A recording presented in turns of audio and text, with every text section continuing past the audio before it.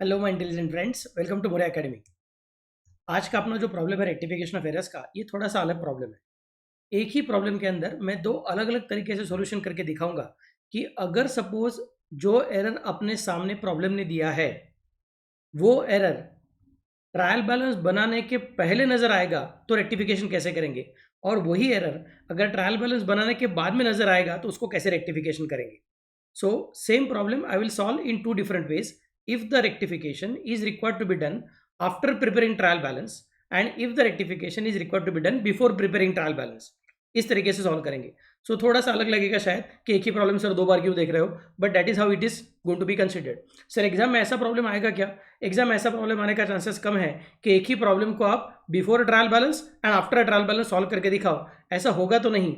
लेकिन क्योंकि मैंने आपको प्रॉमिस किया है कि आपको फर्स्ट अटेम्प्ट में चार्टर्ड अकाउंटेंट बनाने के लिए मदद करने वाला हूं, तो इट इज ऑब्वियस दैट आपको पता रहना चाहिए कि ये सिचुएशन एक तरीके से देखेगा तो कैसे दिखता है और दूसरी तरीके से देखेगा तो कैसे दिखता है। जिसको सिर्फ 11वीं का पढ़ाई करना है, आगे कुछ करना नहीं है, सिर्फ 12वीं का पढ़ाई करके बाद में पढ़ाई छोड़ देना है, उसके लिए बात अलग है। लेकिन जिसको मेरे साथ सीए करना है उसको तो ज़्यादा पढ़ाई करना पड़ेगा, सब चीज़ों का लॉजिक सीख के लेना पड़ेगा। इसके लिए थोड़ा एक्स्ट्रा करने वाला हूँ। चलिए फिर let's start. Rectify the following errors. Now a very important point which I would like you to understand कि उन्होंने सिर्फ इतना ही बोल के रखा है रेक्टिफाई द फॉलोइंग एरर्स। उन्होंने ऐसा नहीं बोला है कि there is a difference in the trial balance and therefore you are required to rectify the error, ऐसा कुछ बोला हुआ नहीं है। मतलब प्रॉब्लम इज साइलेंट कि ट्रायल बैलेंस बनाया है कि बनाया हुआ नहीं है। तो अगर एग्जाम में ऐसा हो गया कि सिर्फ इतना ही बोल के रखा है रेक्टिफाई द फॉलोइंग एरर्स और ट्रायल बैलेंस बनाया है कि नहीं बनाया है, problem is silent. Suspense account का बैलेंस कितना है, problem is silent.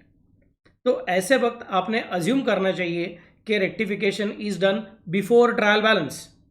I am repeating again, जब प्रॉब्लम आपको सिर्फ इतना ही बताता है कि रेक्टिफाई द फॉलोइंग एरर्स और आगे कुछ बताता ही नहीं है कि सस्पेंस अकाउंट बनाया है कि नहीं बनाया है, आगे कुछ बताता ही नहीं है कि ट्रायल बैलेंस बन के तैयार हो चुका है कि नहीं हुआ है, in that case we must always assume that the rectification is done before preparing trial balance.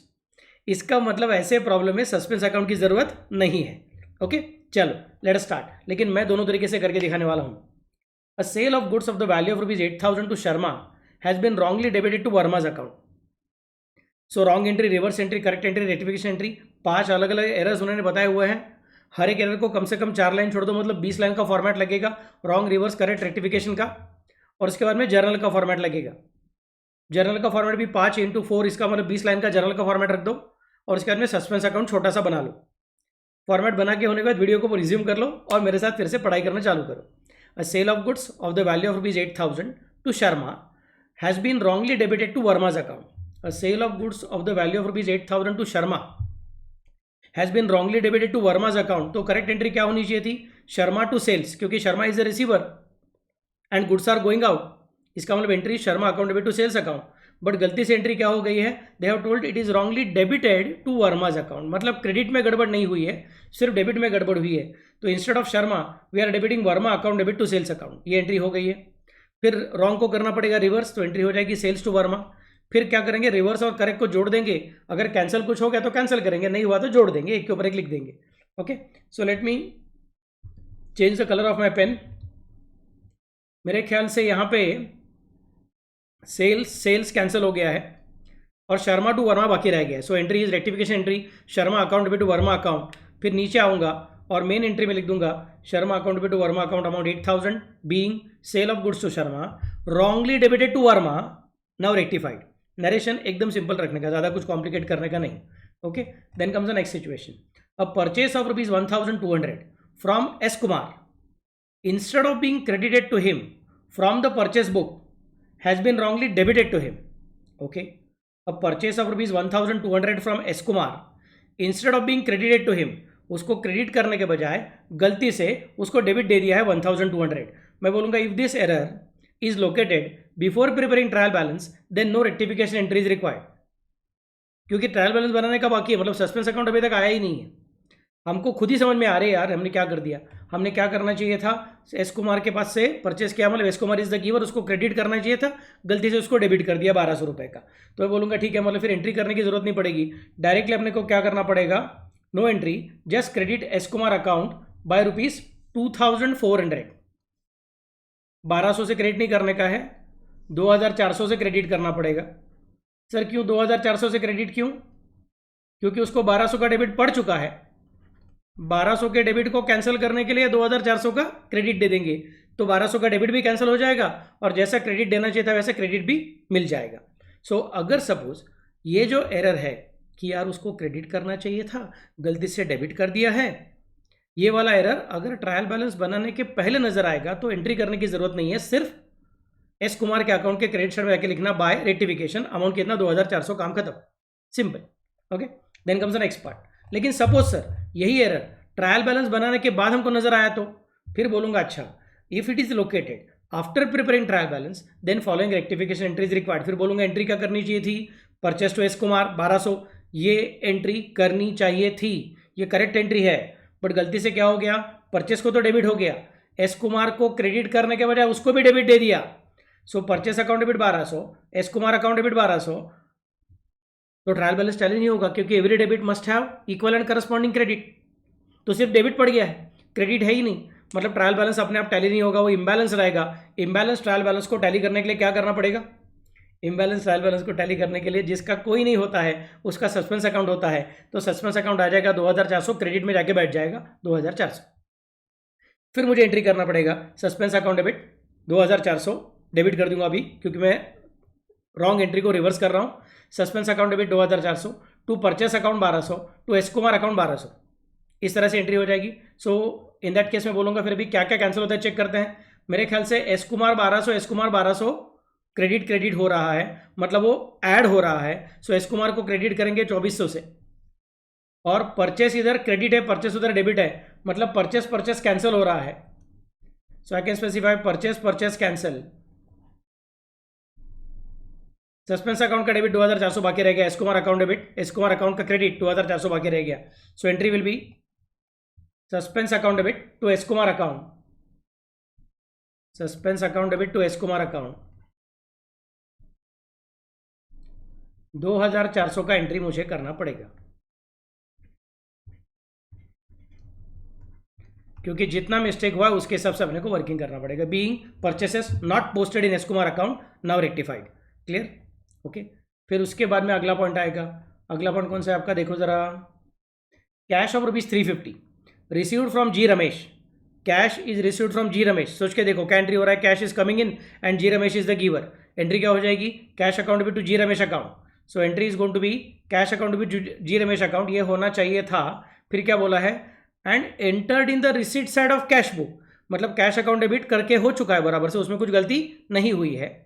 Has not been posted, मतलब वो जो जी रमेश को क्रेडिट करना चाहिए था वो क्रेडिट देने का रह गया है। अगर ये एरर ट्रायल बैलेंस बनाने के पहले नजर आएगा तो अपने को एंट्री क्या करनी पड़ेगी, if this error is located before preparing trial balance then no rectification entry is required, सिर्फ अपने को पोस्टिंग करना पड़ेगा, बाकी कुछ नहीं। However if it is located after preparing trial balance then following rectification entry is required. फिर बोलूंगा करेक्ट एंट्री क्या है, करेक्ट एंट्री है cash account debit to G Ramesh account, ये उसकी करेक्ट एंट्री है। रॉन्ग एंट्री क्या हो जाएगी, कैश अकाउंट डेबिट तो कर दिया है लेकिन क्रेडिट किया नहीं है, तो ट्रायल बैलेंस टैली नहीं होगा। Every debit must have equal and corresponding credit, tally नहीं हो रहा है, मतलब मुझे क्या करना पड़ेगा, इसका मतलब मुझे कंसिडर करना पड़ेगा ट्रायल बैलेंस में जिसका कोई नहीं होता है उसका सस्पेंस अकाउंट होता है, तो टू सस्पेंस अकाउंट आ गया, कैश टू सस्पेंस एंट्री अपने आप बन चुकी है अगर ट्रायल बैलेंस बना के हुआ रहेगा तो। फिर उसको उल्टा करूंगा सस्पेंस टू कैश, और फिर बोलूंगा जो कैंसिल होगा उसको कैंसिल करता हूं, मेरे ख्याल से कैश कैश कैंसिल, तो एंट्री बन जाएगी suspense account debit to G Ramesh account, suspense account debit to G Ramesh account. Amount कितनी है तुम्हारी, अमाउंट है 350, so I will record it here, no entry, just credit G Ramesh account पर ₹350, इसमें कोई टेंशन नहीं है। सर इसमें भी 350 का 750 कर दो ना, ज़रूरत नहीं है। तभी क्या हुआ था, तभी जहां पे एंट्री करना चाहिए था उसके अपोजिट साइड में एंट्री कर दिया था। तो जो मैथ्स के थोड़ा थोड़ा आपको याद रहेगा, मैथ्स का अगर लॉजिक, कोई बच्चा बोलेगा सर मैं एसपी का स्टूडेंट मुझे याद नहीं है, फटका मारूंगा, ये तो सिंपल मैथ्स बता रहा हूँ मैं। मैथ्स में आपको सिखा रहेगा, अगर मेरे ख्याल से ये अपना नंबर लाइन रहता है, याद है क्या आपको सबका नंबर लाइन, उसमें जीरो रहता है बीच में, फिर राइट साइड में सब पॉजिटिव चीज़ें रहती हैं और लेफ्ट साइड में सब नेगेटिव चीज़ें रहती है। तो यहाँ पे 1 2 3 4 ऐसा रहेगा, यहाँ पे -1 -2 -3 -4 रहेगा। तो सोच के देखो ना कि आपको करना चाहिए था क्रेडिट, दे दिया डेबिट, मतलब करना चाहिए था पॉजिटिव बट कर दिया निगेटिव, तो पहले यहाँ तक आना पड़ेगा और फिर यहाँ पे जंप करना पड़ेगा, इसलिए डबल का एंट्री करना पड़ता है। जाना कहाँ पे था, क्रेडिट में, गया कहाँ पे, डेबिट में। मैं बोलूँगा ठीक है, फिर आपको अभी जंप करना पड़ेगा 2 बार, क्योंकि एक ही बार जंप करोगे तो आप जीरो पे पहुंच जाओगे। आपको जैसा चाहिए वहां पे जाने का है ना, तो आपको और एक बार जंप करना पड़ेगा। ये हमको 1200 के एंट्री में करना पड़ा था, एस कुमार के साथ खेलना पड़ा था। 1200 का मिस्टेक हुआ था, हमने 2400 का एंट्री करके दिखाया था। लेकिन जब हम लोग अभी जी रमेश की बात कर रहे हैं, तो वहां पे उसने क्या किया है, उसने डबल जंप नहीं मारा है, वो गलत जगह पे गया नहीं है, वो गया ही नहीं है actually speaking. What he has done, उसने क्या किया, यहां पे एंट्री करना चाहिए था, एंट्री किया नहीं, मतलब वो जीरो पे खड़ा है, वो निगेटिव 350 पे खड़ा नहीं है, जीरो पे खड़ा है, तो उसको अभी सिर्फ एक ही जंप मारना पड़ेगा 350 का। समझे मैं कैसे बोल रहा हूँ? पहले केस में 1200 वाले ने नंबर 1 एक गलती क्या किया, क्रेडिट में लिखना चाहिए वो नहीं लिखा, और दूसरा गलती क्या किया, डेबिट में लिखना नहीं चाहिए उधर डेबिट कर दिया, मतलब जीरो पे भी आया और बाद में ऊपर से निगेटिव में भी गया, तो उसको 2 बार जंप मारना पड़ता है। अभी जी रमेश का वैसा नहीं है, लिखना चाहिए था, लिखने का भूल गया, बस गलत जगह भी लिख के नहीं आया है, तो एक ही मिस्टेक किया उसने, इसके लिए एक ही अमाउंट आने वाला है, 350 का वर्किंग करूंगा। Entry will be suspense account to G Ramesh account 350 being cash receipt not posted in G Ramesh account, now rectified. Okay, then comes the next point. अगला पॉइंट कौन सा है, a payment of ₹800 made to K Mayur for cash purchases of goods from him stands debited to his account. Payment of ₹800 made to K Mayur, Mayur is the receiver and cash is going out, but हमने मयूर को क्यों payment किया, for cash purchases. We are making payment to K Mayur for cash purchases, मतलब entry क्या हो जाएगी कि purchases are coming in, ये कैश ट्रांजैक्शन, ये क्रेडिट ट्रांजैक्शन नहीं है। अगर ये कैश ट्रांजैक्शन रहेगा तो के मयूर का अकाउंट नरेशन में चला जाएगा, उसको एंट्री में लेने की जरूरत नहीं है। A payment of ₹800 made to K Mayur for cash purchases of goods from him stands debited to his account. मैं बोलूँगा यार ऐसा क्या करता है रे तू, एंट्री क्या करनी चाहिए थी, purchase account debit to cash account, क्या एंट्री करके आया, K Mayur account debit to cash account, तो उसको उल्टा कर दो, एंट्री हो जाएगी कैश टू के मयूर, और फिर बाद में बोलेंगे कि करेक्ट एंट्री अपने पास रेडी है, जो कैंसिल होता है उसको कैंसिल कर दो, एंट्री हो जाएगी purchase account debit to K Mayur account. सो आज मेन आंसर मैं वहाँ पे लिखूंगा purchase account debit to K Mayur account 800 being cash purchases wrongly debited to suppliers account, now rectified. Okay, then comes the next point. Next point कौन सा है तुम्हारा, इधर है। An amount of ₹1500 drawn by the proprietor, proprietor ने amount withdraw किया है, मतलब क्या हो गया, ड्राइंग्स होना चाहिए, बिकॉज उन्होंने आगे बोल के रखा है फॉर इज पर्सनल यूज, मतलब ड्राइंग अकाउंट को डेबिट करना चाहिए, drawing account debit to cash account, ऐसा एंट्री होना चाहिए था, but it stands debited to general expenses account. खतरनाक चीज़ है, मतलब मैं बोलूँगा उसने करेक्ट एंट्री करना चाहिए था ड्राइंग्स टू कैश, गलती से एंट्री करके आया जनरल एक्सपेंसेस टू कैश, तो मुझे बोलना पड़ेगा इसको रिवर्स कर दो, कैश टू जनरल एक्सपेंसेस, फिर रिवर्स को और करेक्ट को जोड़ दो, मेरे ख्याल से कैश कैश कैंसिल, तो एंट्री हो जाएगी drawing account to general expense account, और फिर बाद में मैं यहाँ पे एंट्री कर दूंगा drawings account to general expenses account ₹1500, मतलब being amount withdrawn for personal use wrongly debited to general expense account, now rectified. काम सिंपल, काम खत्म, पैसा हजम। ओके, 1500 अकाउंट रुपीज़ हो गया है, और कुछ एंट्री बाकी है क्या, एंट्री बाकी नहीं है। अब सस्पेंस अकाउंट क्या करना पड़ेगा, अगर ये रेक्टिफिकेशन का प्रॉब्लम आप ट्रायल बैलेंस बनाने के पहले करते हो तो सस्पेंस अकाउंट ड्रॉ करने की जरूरत ही नहीं है, और अगर ये प्रॉब्लम आप ट्रायल बैलेंस बनाने के बाद में करते हो तो आपको सस्पेंस अकाउंट बनाना पड़ेगा, लेकिन प्रॉब्लम ने आपको सस्पेंस अकाउंट का ओपनिंग बैलेंस दिया हुआ नहीं है, तो अपने को क्या करना पड़ेगा, फर्स्ट लाइन ब्लैंक रखना पड़ेगा, पिछले प्रॉब्लम मैंने सिखाया था, और यहाँ पे अपने को फिर पोस्टिंग करना पड़ेगा। पहला एंट्री का पोस्टिंग क्या रहे, शर्मा टू वर्मा, शर्मा के डेबिट में वर्मा के क्रेडिट में, सस्पेंस को हाथ नहीं लगाया तो सस्पेंस अकाउंट में पोस्टिंग नहीं होगा। बाद में सस्पेंस टू एस कुमार 2400 याद रखो, तो सस्पेंस टू एस कुमार 2400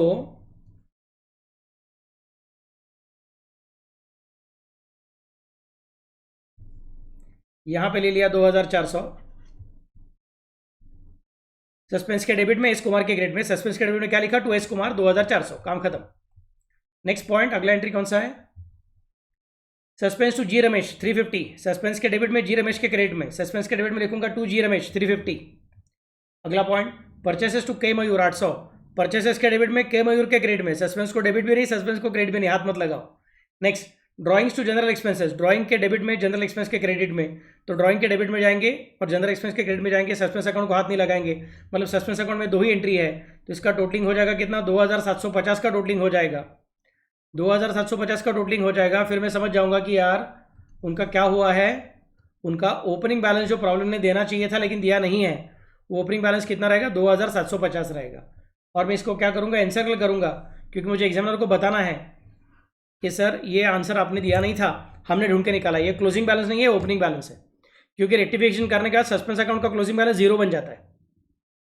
तो ये प्रॉब्लम में सबसे पहले याद रखो, एग्जाम में अगर ऐसा प्रॉब्लम आया तो आप ऐसा अज्यूम करो कि ट्रायल बैलेंस बनाने के पहले ये प्रॉब्लम सॉल्व करना है, मतलब सस्पेंस अकाउंट का झमेला आएगा ही नहीं।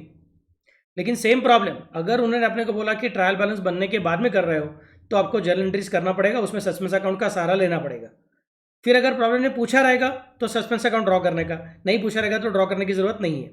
मैं आपकी मदद करने के लिए, आपको ज़्यादा सिखाने के लिए बना के रखा हुआ है, बट आप एग्जाम में ज़्यादा टाइम पास करने का नहीं है, जितना पूछा है उतना करने का, उसका पूरा मार्क लेके आने का, क्योंकि एग्जाम में अपने पास टाइम कम रहता है, तो टाइम बराबर से यूज़ करने का है। ओके, यहाँ पे नॉलेज चालू है, वहाँ पे एग्जाम चलती रहेगी, दोनों में फ़र्क है।